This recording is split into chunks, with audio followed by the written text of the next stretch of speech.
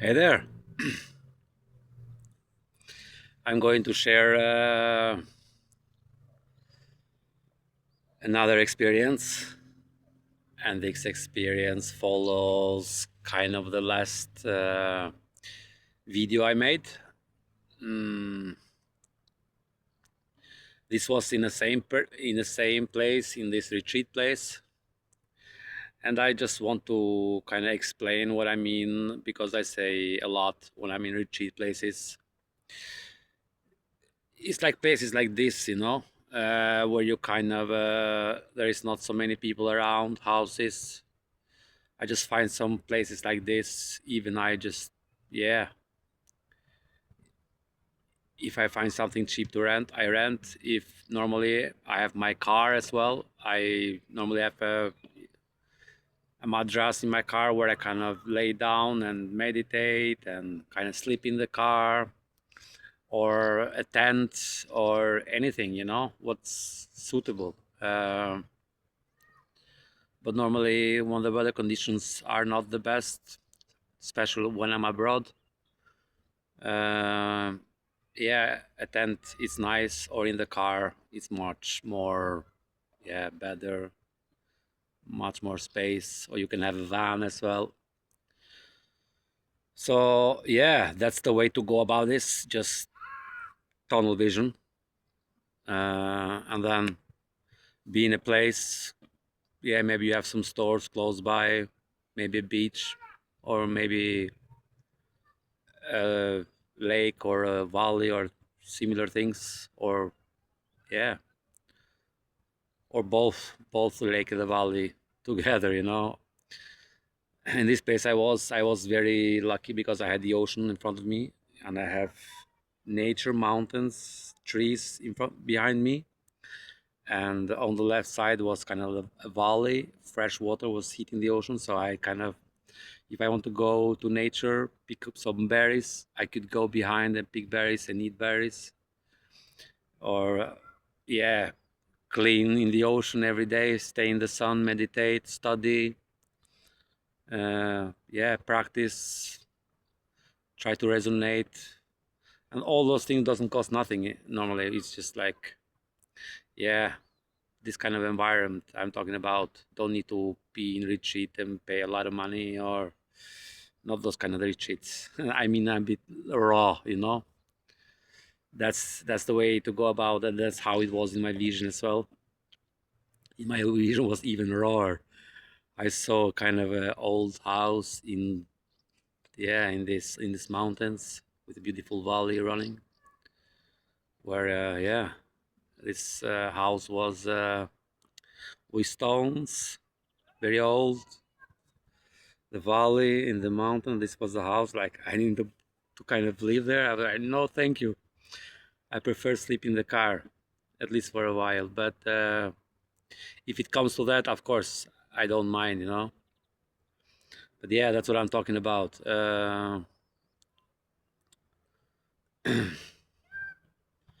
That will have been something to live in a house, like when it's raining, it's windy, like no windows. Uh, yeah, you need some. It's quite amazing, actually.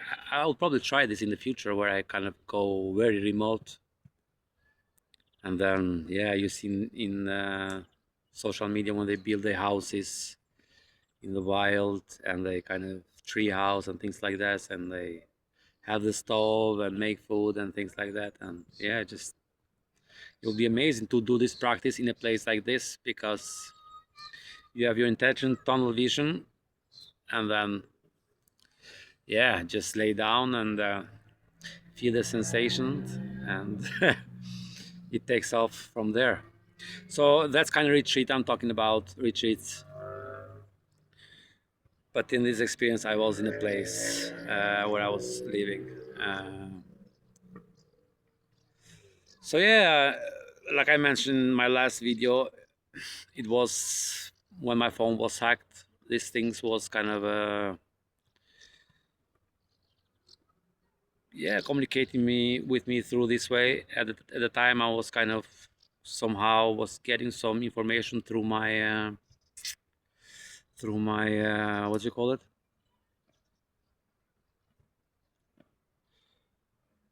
uh, the body.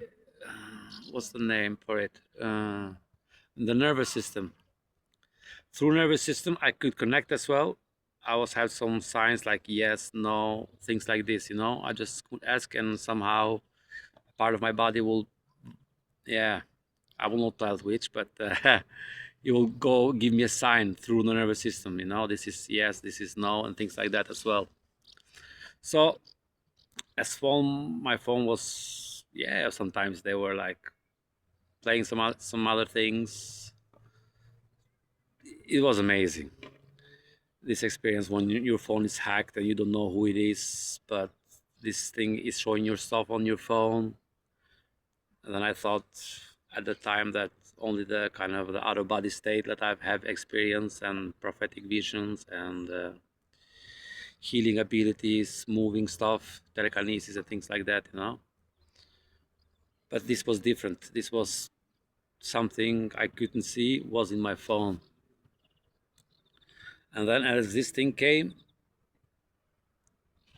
I was a bit afraid as well because I didn't know what was going on. I didn't know how to trust this. I couldn't feel this like I feel when I'm on the other side. I didn't have any signature. It's like something invincible doing stuff. So I try to stay calm because I've cleared a lot. At the same time, so I watch a lot of scary movies. But I've cleared a lot. I try to stay calm. Have I seen this situation, for example, 5 years ago? I will be terrified. But now I have so much knowledge, so much wisdom, and know so much about everything in this place where we are and what is beyond. So when you know this and you have done a lot of clearings, you're more stable. You somehow have been healed from a lot of this kind of layers of fear and things like that. But there's still deeper layers there from who knows, maybe past lives as well. So as this thing was playing with my phone, I didn't know what to make of this. On the left side in the wall, I saw what you call it, like a black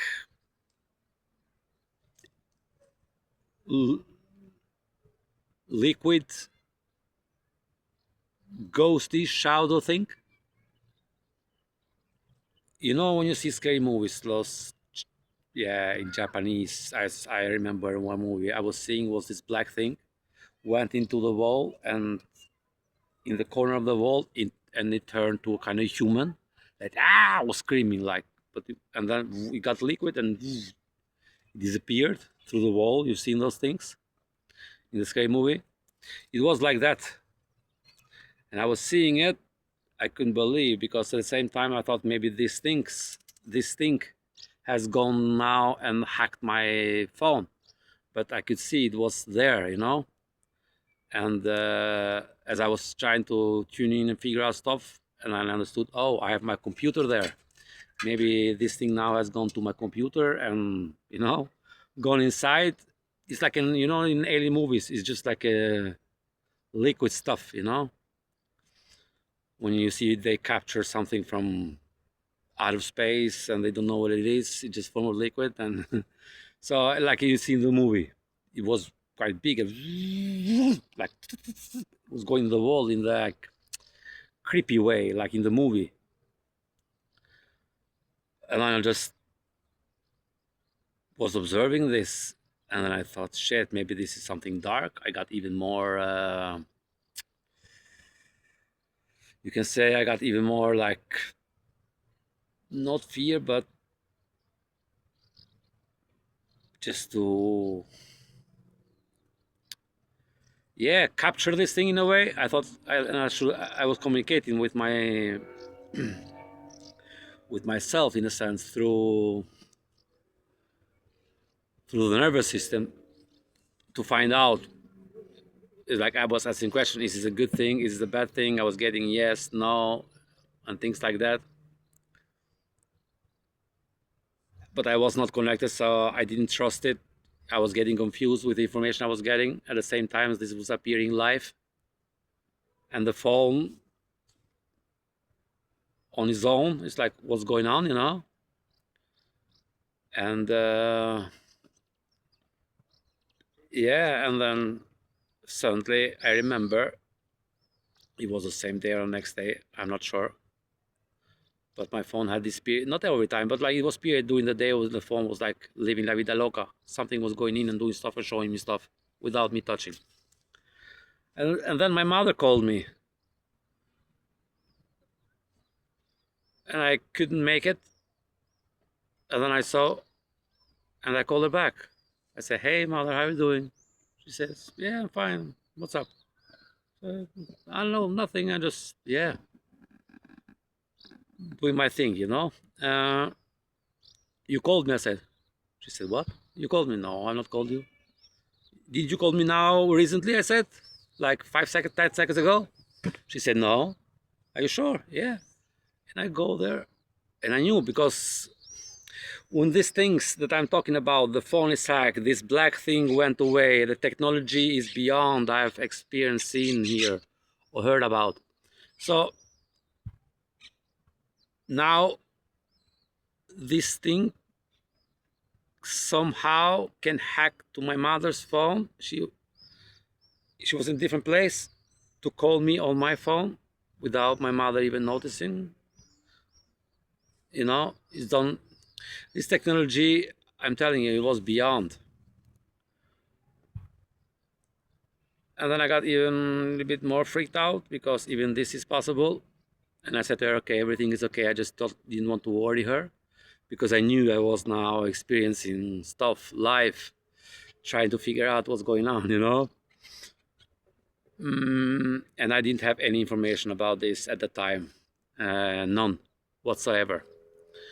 That I thought maybe it was CIA because at the time I was having a lot of out of body experiences. You know, I was popping in and out, and then I thought maybe they have these remote viewers. They pay millions that kind of watch other people, watch future potentials, watch who is up to what, you know. And I'm here, there, and having those experiences, you know. I was thinking maybe they are kind of targeting me now. So, but at the same time, I was trying to become through my training, my knowledge. I was now in a kind of in a hacked system. Like, what's going on? You know, I don't know what to do about this. And this is the case. Yeah, how do I deal with this? You know. And then I was thinking maybe I should have, yeah, how to kind of capture this shadow stuff. I thought maybe if I had the bottled water, I will flow water, and then this thing will get wet and somehow fall down. But it was a shadow as well, but it was liquid, strange. How it was climbing the wall. But anyway, so yeah,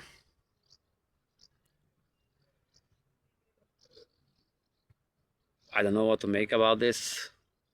Mm, I think maybe is the other side trying to teach me, test me at the same time. And yeah, just see how I react, if I panic, if I don't panic, and things like that. Just because if they want to make communication, they will make communication, but they just kind of trying to, I don't know, or maybe it was CIA, who knows, you know? But I don't think so. I think it's the other side, but I don't have any 100% secret. I think maybe it's a combination of three AI atlas because you know these kind of things, yeah, happened 1 month before the death of the guy. What's the name again? Uh, I forgot the guy's name. That kind of took suicide now recently. Wilcock, David Wilcock. Yeah, maybe that's his name. So yeah, I had kind of maybe I thought it was something like this because I was hearing other people were disappearing, but this was not the case.